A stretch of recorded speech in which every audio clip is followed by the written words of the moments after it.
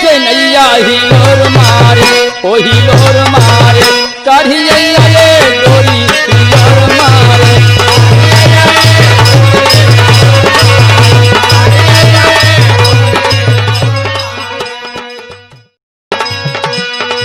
ये जिक्र का बोल बा यह कहना है अरे सोरो हो सिंगार पावा पाया पाए जनिया हिलोर मारलू ओ हिलोर मारलू सुना सुना बारी धनिया हिलोर मारलू सुना सुना बारी धनिया।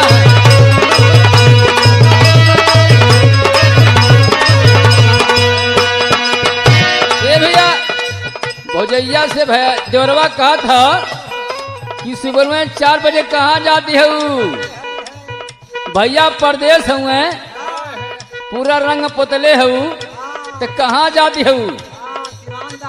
हाँ तो कहले का अरे सोरो हो सिंगार बजे पावा पाए जनिया हिलोर मारे ओ हिलोर मारे सुना सुना बारी धनिया हिलोर मारे सुना सुना बारी धनिया हिलोर मारे सुना सुना बारी धनिया हिलोर मारे ओ हिलोर मारे ओ हिलोर मारे सुना सुना बारी धनिया हिलोर मारे सुना सुना बारी धनिया हिलोर मारे।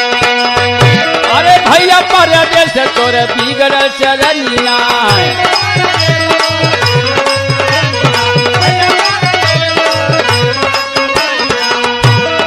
आवना संभाल कहा नोखे का जवनिया।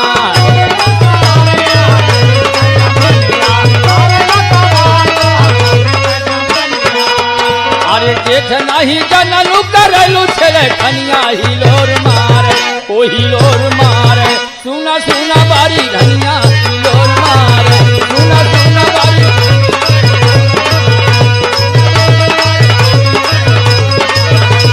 हिलोर मारे हो हिलोर मारे हो हिलोर मारे सुना सुना बारी धनिया हिलोर मारे सुना सुना बारी धनिया हिलोर मारे।